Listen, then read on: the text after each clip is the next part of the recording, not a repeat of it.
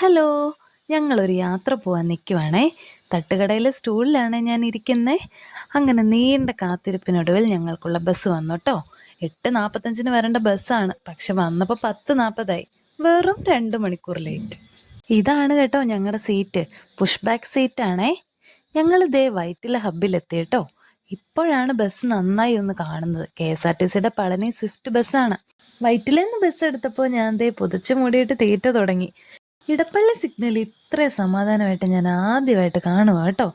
ഇപ്പം സമയം 5:41. ഞങ്ങൾ നല്ല ഉറക്കമായിരുന്നു. പുറത്തേക്ക് നോക്കിയപ്പോൾ ഫുൾ കാറ്റാടിപ്പാടം. അങ്ങനെ 5:30 പളനി എത്തേണ്ട ഞങ്ങൾ 6:15 എത്തി. ഇനി ആദ്യം ഒരു ചായ കുടിക്കണം.